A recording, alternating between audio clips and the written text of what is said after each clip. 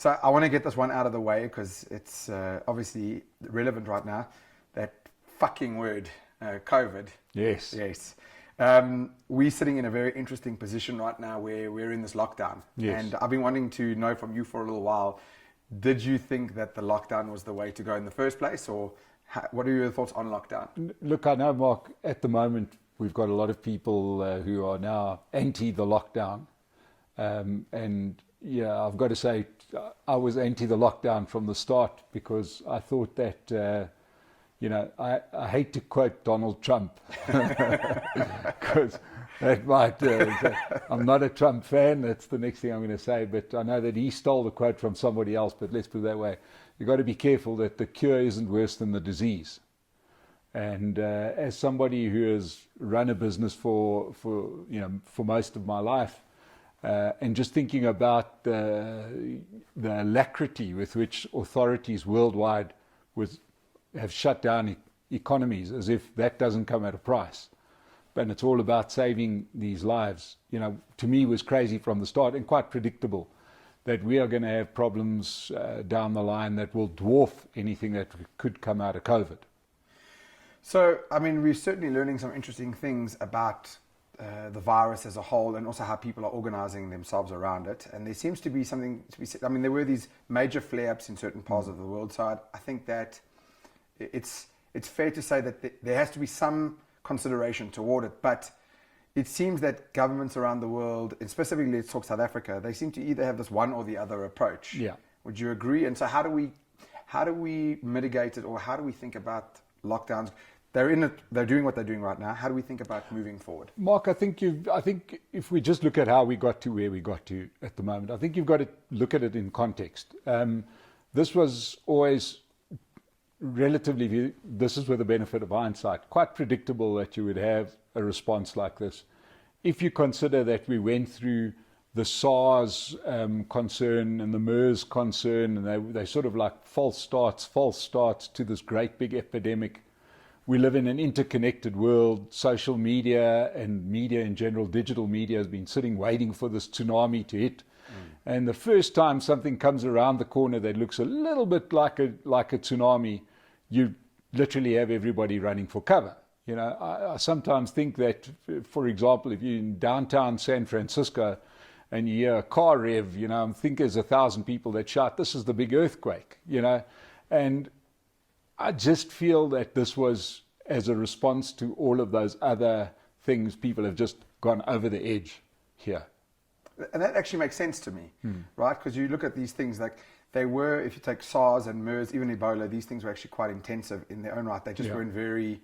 they didn't get good publicity. Yes, and they were highly deadly to the people who Yes. caught them. We just didn't transmit them. And so for this thing, because it had a slightly more viral nature, we kind of looked at it and we didn't know what we didn't know, and here we are now. Yes. And I think it's hard for some governments to go back and say, "Oh, just kidding. Maybe we got this." Like, who's really going to say, "Oh, we got this wrong"? Yeah, and I think, governments followed media. I'm a big fan of media in general, but I think that media got to carry a bit of the can for creating some of the environments for where we are.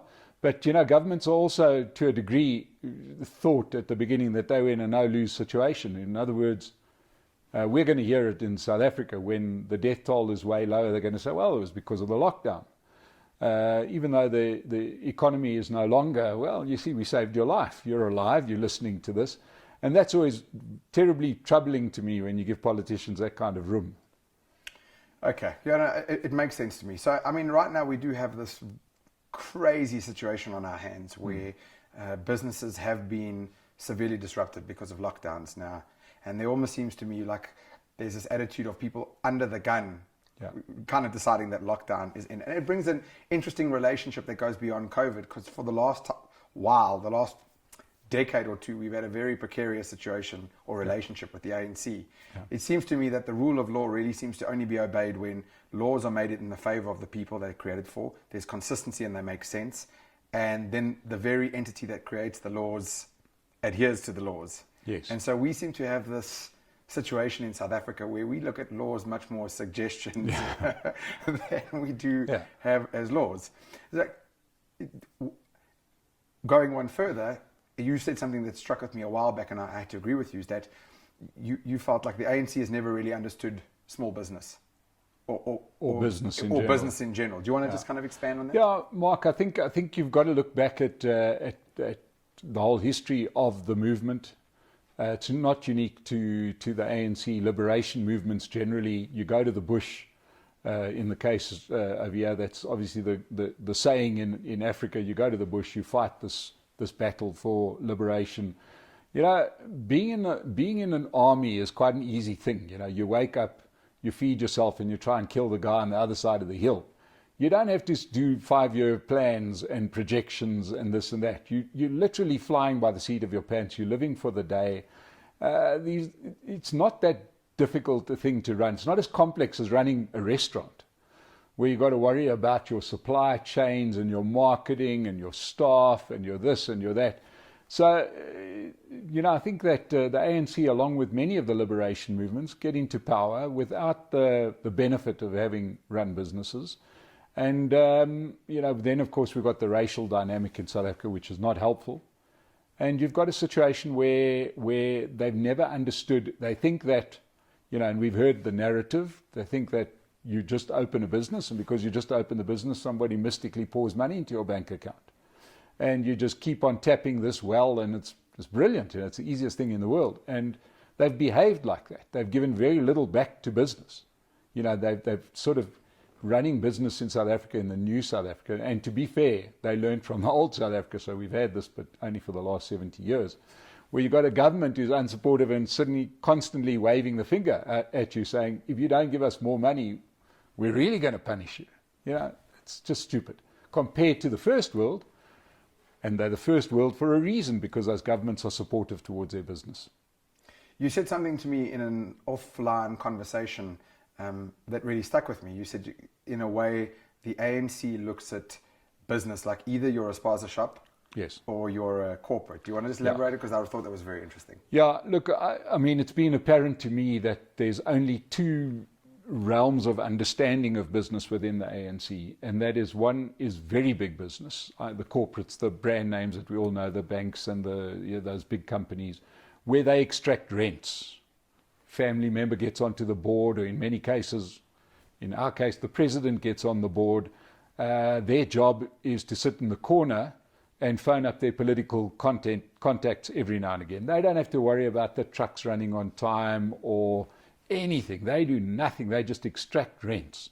These are listed companies. Very easy to give 10% of your stock to somebody else, but you don't know your shareholders anyway. So they kind of think that these big companies are just these machines that just run by themselves, and even if there's bad management, you still make money. So they've got that sort of understanding of big business. And then there's the spaza shop thing, which is very easy to understand. I buy for 1, I sell for 1.1. I'm on the corner, I don't pay rent, I don't do this, I don't do that, and I feed myself as a result of the spaza shop. Obviously, the most important vehicle in the world, and we see it from, especially in places like Europe, America, Asia, wherever these places work, is the small company. The small company that employs 10, 20 people, 50 people. Those people are literally doing this. You're providing a good salary to a lot of people, and you're building an economy on the back of it. Yeah, I mean, it's always been fascinating for me. I don't think this, certainly from my angle, this is not about attacking. It's just really about understanding kind of where we're at and how these things happen. Because I think there's a disconnect, even for the average citizen. It's like, why are we in the situations that we're in sometimes? And it's just understanding the nature of history tending to repeat itself.